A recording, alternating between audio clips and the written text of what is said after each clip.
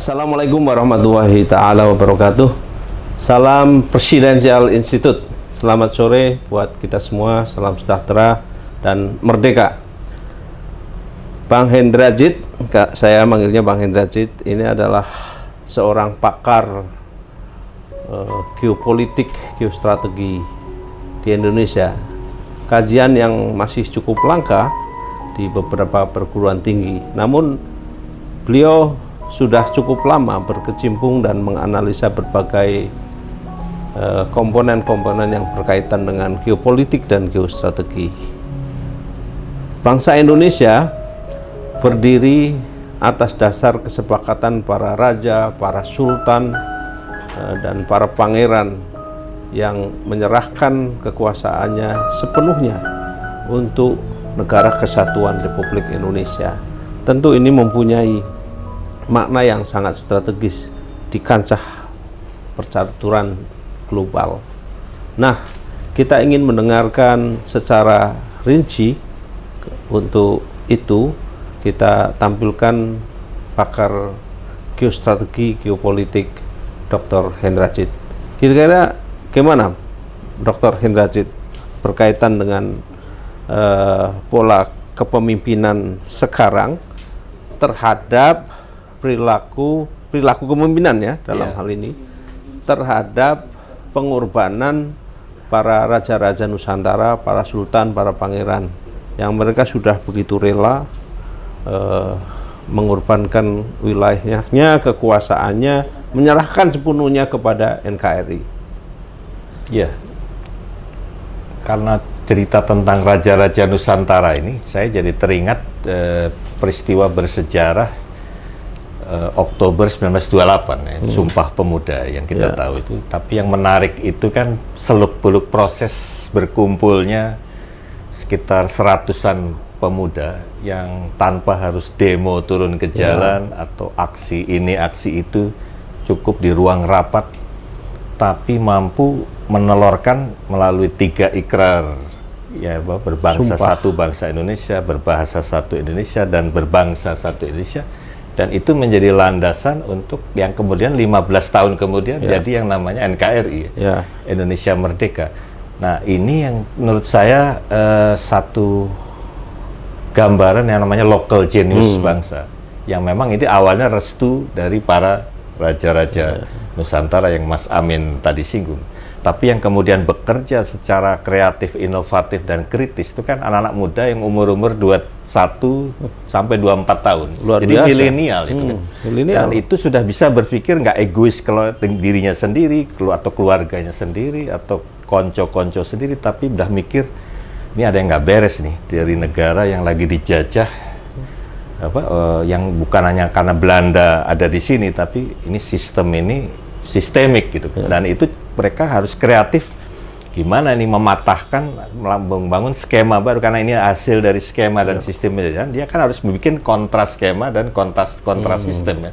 Nah, jadi Sumpah Pemuda itu merupakan local genius yang lahir, yang kemudian, dan Belanda nggak menyadari itu, dipikir kumpulan anak muda secara budaya aja gitu. Tapi itu yang justru menjadi fondasi. Nah, ini yang saya kira kalau kepemimpinan sekarang ini mau muncul, itu yang kreativitas, inovasi, dan kritis itu yang harus dibangun mulai dari anak-anak muda di perguruan tinggi. Persoalannya kemudian sekarang ini ketika ada muncul anak-anak muda yang kritis, yang vokal, yang sebenarnya ya dia itu berpotensi menjadi pemimpin, itu seolah-olah dianggap menjadi saingan, menjadi oposisi. Nah, ini kan anggapan ini kan saya kira salah gitu ya, untuk sebuah kepemimpinan, nilai kepemimpinan. Nah, kalau lihat dari yang sisi orang yang mapan dengan sistem yang sekarang, dia menikmati ya memang seperti itu, muncul dianggap pesaing, dianggap penghalang dan sebagainya. Tapi itu tidak boleh kemudian, atau malah justru cara pikir kita, wah kalau mereka bereaksi kayak gitu berarti kita bener dong tindakan perjuangan kita. Artinya misalnya waktu zaman penjajahan Belanda, ketika kritis ditangkap, dibuang, ada yang ke Digul, ke Flores, ke ND segala macam itu. Dari satu sisi bisa jadi kayak sekarang, waduh kalau di ini kayaknya ditangkap kita berarti ini akhirnya ya sudahlah menyerah gitu aja. Nah itu sementara kalau yang para pejuang dulu itu kan justru nggak kayak gitu pikirannya. Wah berarti kita benar kalau kita ditangkepin, kita dibuangin, wah berarti kita on the right track. Jadi, dan karena itu justru harus lebih lanjut, cuman harus lebih kreatif, lebih inovatif. Dan pada masa itu 1928 itu kan masih di bawah penjajahan Belanda. Nah, tapi mereka berani-berani saja dan mereka sangat luar biasa kan ya semangatnya. Ya kalau itu kita lihat dalam yang di Keramat Raya 110 yang dulu asrama itu ngumpul, itu bukan berarti nggak ada intel yang ngawas ya apa, tapi seorang W.R. Supratman yang seniman aja bisa ikut itu, dan kemudian Indonesia Raya yang jadi lagu yang sekarang kita itu kan berarti ini kreatif, anak-anak muda mereka tahu pasti ngirim intel apa spy kan apa segala macam, tapi nggak masalah karena dia mampu memberi kesan tuh kayak event budaya gitu. Tapi sebetulnya kan politik gitu. Jadi apa? Nah, di situ yang saya lihat sekarang problem di gerakan-gerakan mahasiswa, di pemudaan, di masyarakat bukan soal nggak berani atau apa, miskin inspirasi dan inovasi. Itu yang saya kira kalau itu ada ya, kalau soal rezim atau orang yang mapan pasti akan defensif ya. Pasti nggak mau ada pesaing, nggak mau ada aktor baru. Ya ini aja kayak Pak Andika ini, walaupun ini sebenarnya dari tatanannya itu aja udah menggelisahkan ya. Apalagi kalau betul-betul ada satu sosok baru yang ini, jadi wajar aja kalau itu, tapi yang kita kan harus jadi tantangan itu ya itu kan dari nilai sejarah. Nah kita kan sekarang ini harus melihat nilai ini diasumsikan untuk yang akan datang kan gitu. Nah bagaimana Bang Hendrajit ini memandang peran geopolitik, geostrategi kita, calon-calon pemimpin Indonesia ini harus seperti apa? Harus menyiapkan diri seperti apa? Karena luar biasa kan, persaingan global ke depan ini. Ya, jadi problem di kalangan kelompok kritis sekarang ini adalah tidak bisa mengintegrasikan antara, kalau kritik nih pertama identifikasi gejala. Nah biasanya sih benar sih kalau identifikasi, oh ini kena flu, ini karena batuk tapi yang sering kali meleset itu ketika identifikasi gejala benar, dia salah diagnosis. Jadi kalau gejalanya itu mual atau lemes atau apa, dia pikir itu lambung akut. Karena diagnosisnya salah, jadi malah praktek kan. Jadi tapi kalau benar, seperti Pak Mahathir Mohamad itu kan diagnosisnya benar, menata bumi putra dan pribumi, secara sistematik benar, karena beliau antara identifikasi gejala, diagnosis, resep atau solusi nyambung. Nah kebanyakan sekarang termasuk ilmuwan atau pakar-pakar ekonomi atau hukum ini hanya benar di gejala, tapi diagnosisnya yang harusnya itu hipoteroid, karena gejalanya selama ini yang dianggapnya itu lambung akut, jadi resepnya keliru. Nah itu padahal itu yang mengakar justru hipoteroid. Nah itu kan, nah ini kalau benar, nah apa yang menjadi sebab untuk kepemimpinan ini harus sadar dulu. Sekarang ini ada pelemahan sistem kenegaraan di 3 poin. Pertama, sistem politik yang koruptif di semua tingkatan, dan itu bukan gratifikasi atau suap aja seperti yang di KPK selalu cokok para elit politik ini kan. Tapi ada satu kriteria ketika direkrut entah di DPR, DPRD, eksekutif pemerintahan kayak capres apa segala itu, harus mindsetnya itu membenarkan atau menganggap wajar penyalahgunaan kekuasaan. Jadi menggadekan kewenangannya kepada yang di luar kewenangan di pemerintahan itu hal yang oke-oke saja. Nah itu menjadi kriteria nggak tertulis. Nah yang kedua, produk hukum dan perundang-undangan dari hulu sampai hilir itu kalau nggak pro konglomerasi lokal, kalau nggak pro korporasi global, dia pro konglomerasi lokal. Nah itu bisa dilihat lah dari undang-undang yang termasuk omnibus law segala. Nah yang ketiga, ini kaitan Mas Amin cukup akrab dalam soal ini. Jadi kearifan lokal itu tidak jadi pedoman dan tuntunan untuk menangkal arus globalisasi yang dibalik itu bonceng imperialisme dan kolonialisme.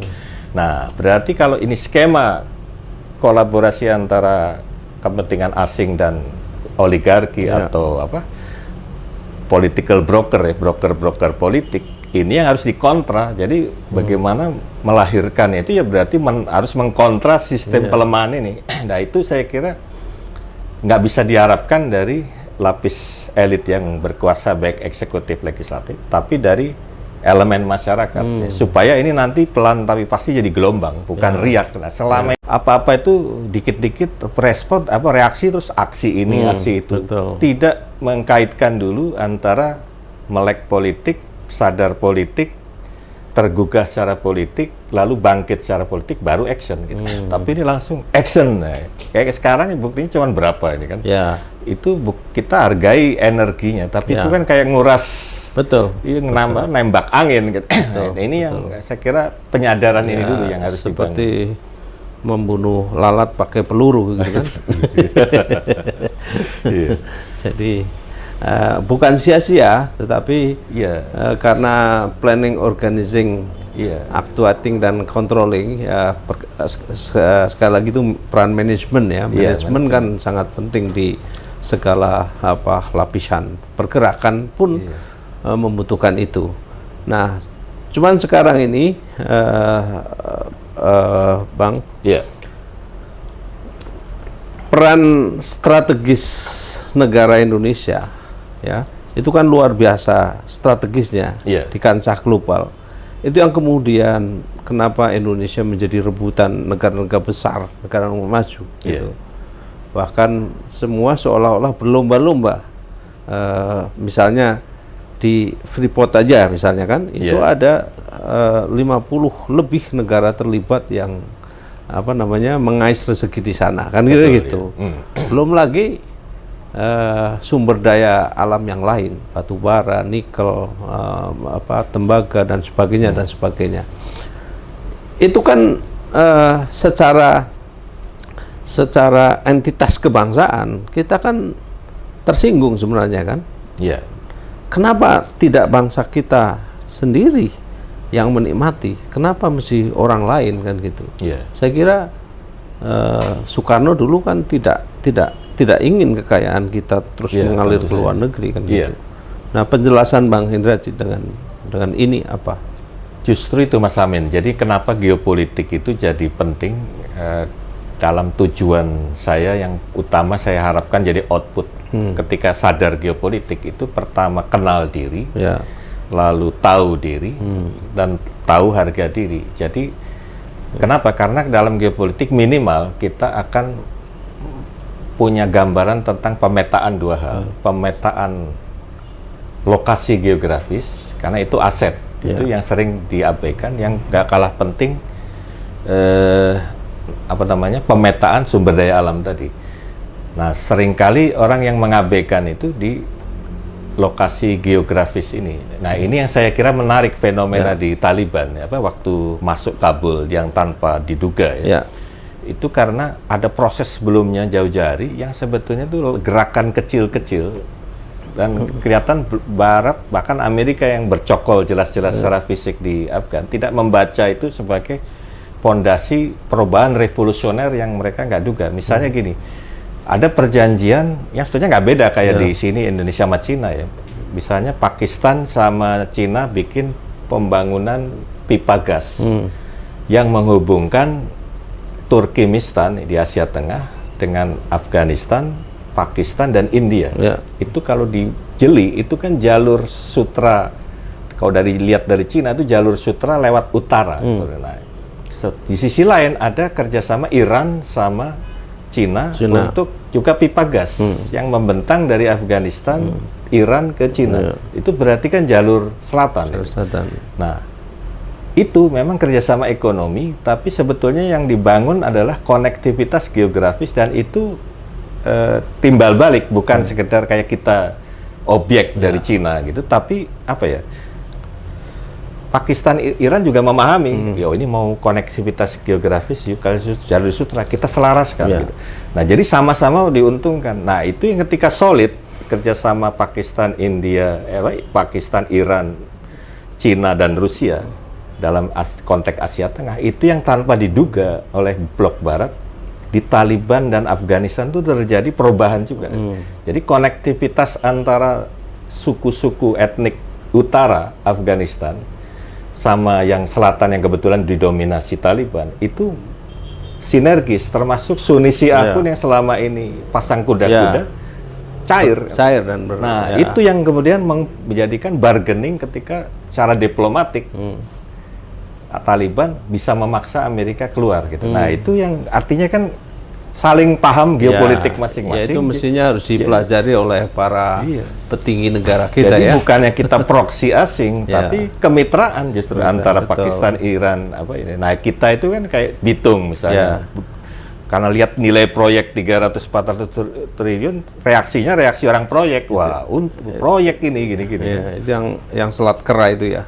Ya, yang di Bitung itu sebetulnya kan jalur Indonesia Timur ke Asia Pasifik. Ya, itu kan strategis dari segi lokasi, bukan dari sumber daya alam. Dan langsung berhadapan dengan Laut Cina Selatan kan itu. Iya, karena begitu keluar Laut Filipina, nah itu padahal oleh Cina make itu kan konektivitas jalur sutra untuk ngimbangin Amerika yang hadir secara militer. Dia belum sanggup menghadapi secara militer. Jadi kalau sadar itu kan motif geopolitik itu di nilai 400 triliun, waduh, jadi murah gitu. Nah, itu berarti nggak harga diri jatuh gara-gara nggak sadar geopolitik. Gitu. Caranya, Bang, untuk menyadarkan para pemimpin kita ini, apakah masuk kita harus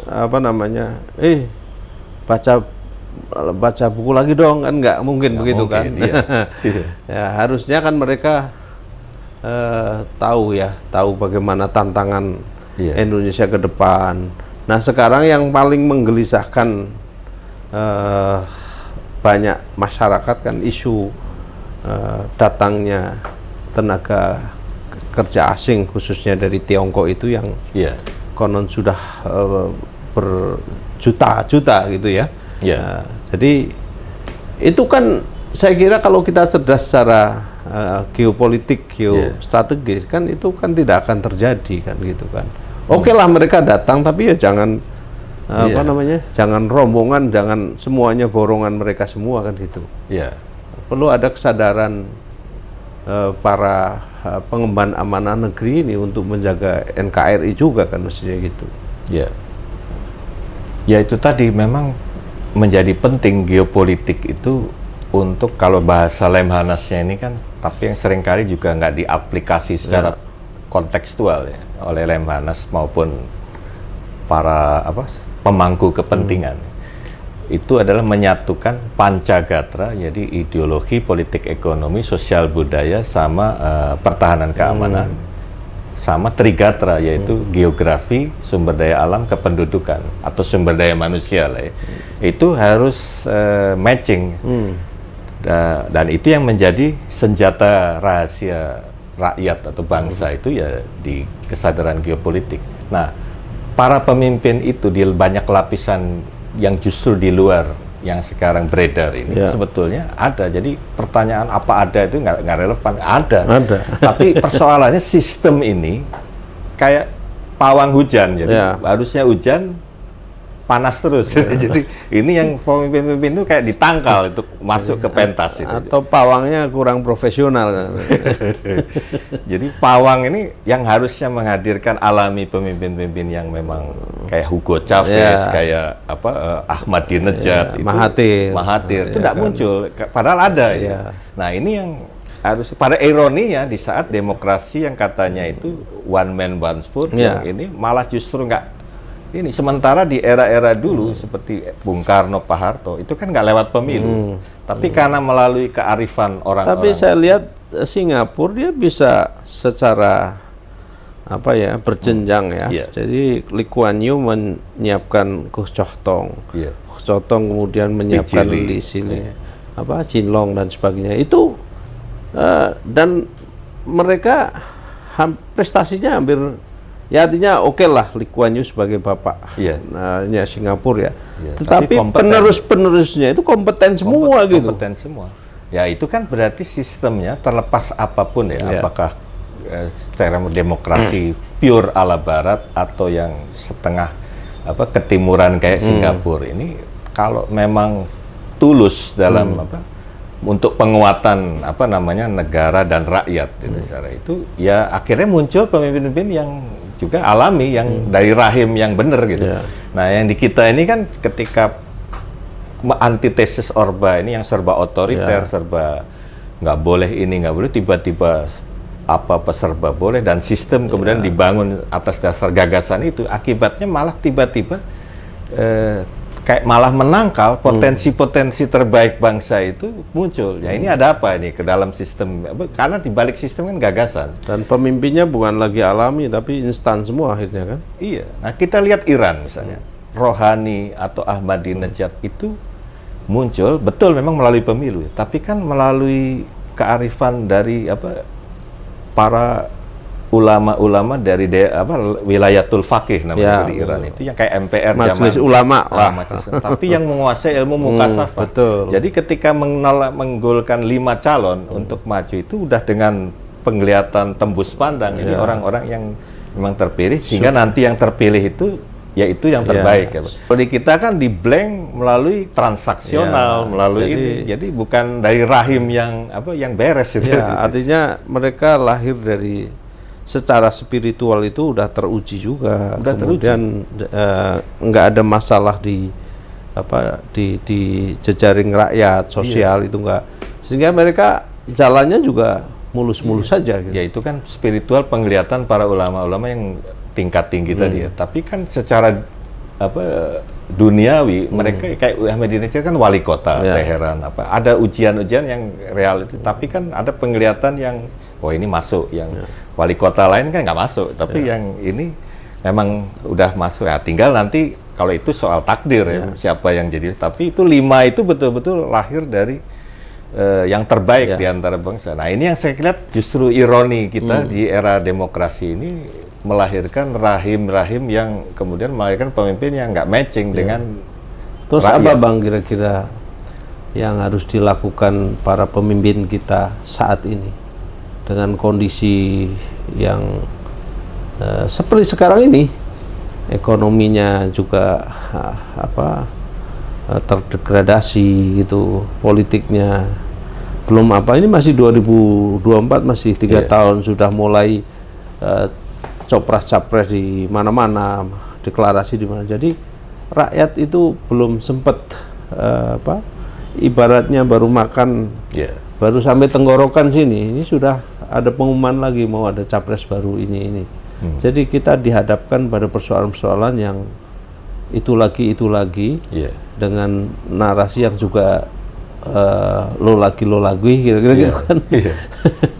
Ya ini ada Mas, kalau saya lihat makanya kalau bicara simptom tadi bukan persoalan krisis ekonomi atau politik saja, saya lihat ada persoalan yang mulai lampu kuning di soal peradaban. Saya ingat dulu Bung Karno pernah menganalogikan kalau peradaban rumah tangga itu sehat, katanya lihat aja istri atau suami, terutama istri atau ibumu katanya. Kayak ini berangkat waktu dia melihat contoh istrinya Hos Cokro dalam mau bikin menu-menu makanan tiap hari gitu. Jadi kalau walaupun nggak mahal, yang nggak mewah, tapi kreatif, kadang hari ini apa, besok apa, itu sehat gitu rumah. Nah kalau bangsa biasanya lihatlah berita-berita tiap pagi gitu. Nah kalau saya lihat dalam konteks sekarang ini, kalau peradaban ini saya analogikan bukan sajian makanan, tapi kan dapur itu. Nah, ini ada problem sekarang di kita ya, kepemimpinan itu yang nggak ideal sekarang ini gambaran dari peradaban yang lagi stagnan atau pembekuan ya. Nah, ini kalau peringatan Arnold Toynbee yang pakar peradaban itu saya kira benar tuh. Ada saat kalau satu peradaban itu disintegrasi yang kemudian runtuh, itu soal mau apa lagi kalau itu kan udah takdir. Tapi proses menuju itu yang ngeri katanya. Karena apa? Yang terjadi itu pembekuan masyarakat atau fosilisasi masyarakat. Nah itu saya lihat sekarang gejala ini, ada kebebasan, ada demokrasi, tapi tidak ada inovasi dalam politik, dalam ekonomi, dalam apa. Jadi semua itu berkeluh kesah kepada hal yang semua orang udah tahu misalnya. Tapi terus tidak ada satu bagaimana ini jadi bahkan di karya-karya sastra film juga kayak flat ngambang nggak ada hal-hal baru. Nah ini politik juga sama, padahal kayak di politik ini kalau memang Mas Amin bilang gimana pemimpin bisa lahir, ini harus ada mindset baru dalam politik. Selama ini kan politik itu diartikan seni menyesuaikan diri dengan keadaan yang ada. Itu yang harus mitos itu yang harus dipatahkan, bahwa politik ke depan itu memaksakan sebuah kenyataan baru, baik ke kawan atau sekutu, bahkan kepada musuh atau lawan. Nah, itu baru politik. Nah, kebanyakan sekarang kalau orang tiba-tiba tadinya idealis, tadinya aktivis pergerakan, oposisi tahu masuk, ya kita harus realistis, Bung. Nah, itu udah salah kaprah. Jadi karena politik itu justru memaksakan hal baru. Gitu. Kemudian dia jadi komisaris ini, komisaris itu. Tapi kalau nggak diangkat, ngambek, bikin kadang-kadang asar keluar, maghrib oposisi. Jadi orang Jawa bilang isu dele sore tempe ngono kan. Iya, nah itu yang harus dirubah mindset berpolitik untuk sekaligus mengkondisikan misalnya jadi caleg, jadi calon pemimpin gubernur, presiden itu dengan mindset bahwa kita harus ini hal baru gitu ya. Jadi bukan harus karena saya mau masuk ke sistem harus menyesuaikan yang tadinya ini wataknya jadi berubah gitu. Nah itu bukan begitu. Jadi harus dulu para pemimpin kita itu kayaknya berani mengorbankan segalanya, termasuk jabatan dia rela mundur, kayak Bung Hatta ya misalnya, dia masih punya jabatan wapres kan, wakil presiden, wakilnya Soekarno, dia mundur dengan mengatakan saya enggak. Nah sekarang ini kan kayaknya dipaksa mundur pun nggak mau gitu kan. Nah ini kan makanya berarti kalau dari simptom ini kan bukan sekedar politik atau ekonomi artinya ada satu cara pandang di budaya yang nggak tepat, bahwa orang-orang seperti itu berani berkorban intinya kan ya kebetulan kayak Bung Hatta, Bung Syahrir itu kan memang politisi yang memang hidupnya terpanggil di politik. Tapi itu juga berlaku di bidang lain yang intinya itu harus konsisten pada apa yang dia yakini, yang dia ini kan, dan bila mana perlu konsekuen juga atas risiko yang terburuk yang dia harus hadapi. Nah itu mulai dari harus mundur sampai kalau perlu ya dipenjara seperti beberapa contoh juga. Nah itu yang saya kira gambaran dari tradisi pergerakan itu ya benar begitu. Bahkan di rumah Pak Hos Cokro Aminoto sendiri, walaupun tidak dengan sengaja ya, tapi kan melahirkan 3 pemimpin besar, Soekarno, Kartosuwiryo, Semaun. Dan itu menunjukkan bahwa minimal itu aura Hos Cokro itu memang guru, pembimbing. Ya, artinya bisa memantik bahwa 3 itu intinya jadi pemimpin kan sama, bahwa dia punya satu keyakinan politik yang kemudian jadi ideologi, dan itu dia pertaruhkan hidup atau mati. Perkara yang marketable itu Bung Karno, yaitu soal salah satu keunggulannya bisa lebih menghayati maksud ini negeri. Tapi kan Kartosuwiryo dengan Islamnya ataupun saya mau dengan komunisme sama, ada keyakinan bahwa ini beliau jadi pemimpin, jadi epicentrum di masing-masing. Intinya keberhasilan Cokro Aminoto itu bagaimana dia melahirkan pemimpin kan? Dia mengasuh yang ibaratnya kiai pondok, tapi karena bukan di takdirnya di santren, ya di pergerakan SI yang kebetulan di rumah kosannya jadi kayak de facto kayak pesantren. Jadi tapi malah justru memantik sesuai dengan watak masing-masing jadi pemimpin gitu. Itu luar biasa. Jadi saya kira generasi muda perlu banyak mencontoh generasi terdahulu kan. Dan satu lagi, kalau di dalam bicara di mahasiswa atau kepemudaan yang sering interaksi sama saya, itu tersirat dia ini banyak sekali senior nih Bang di kita, tapi kok nggak ada mentor. jadi kita aja menjadi mentor sendiri-sendiri. Jadi senior itu nggak identik otomatis jadi mentor. Itu problem, itu waduh ini simptomatik juga. Tapi ya itu harus mereka cari sendiri sih, harus. Akhirnya kita harus googling sendiri.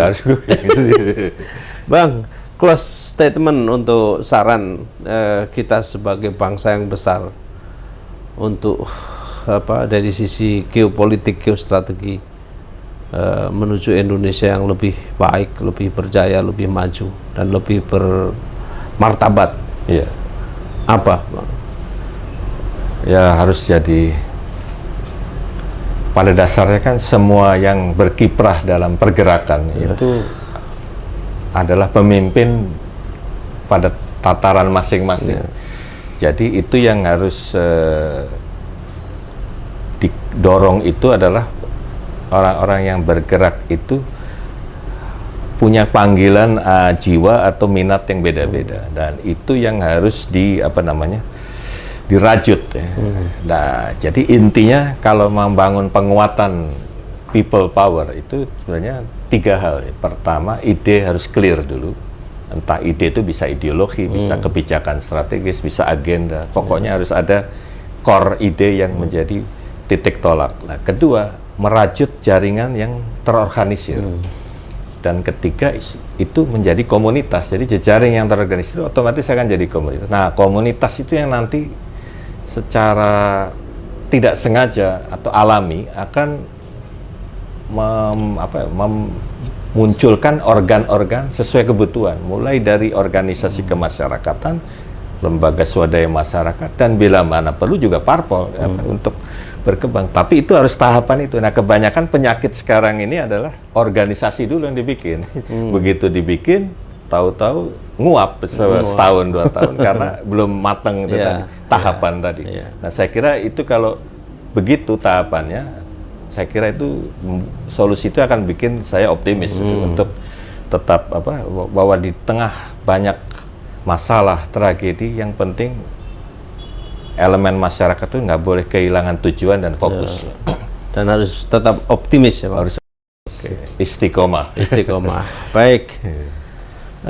Demikian para sahabat Presidensial Institute, bincang-bincang kita dengan Dr. Hendrajit yang saya kira sudah begitu lugas memberikan pencerahan kepada kita semua untuk bisa meneladani para pemimpin bangsa kita terdahulu dan bisa mempelajari dan berkhidmat kepada bangsa ini lebih besar, yaitu dengan bagaimana kita memahami geopolitik, geostrategi kita, karena bangsa kita bangsa yang besar, maka kita harus menjadi pemimpin-pemimpin yang besar.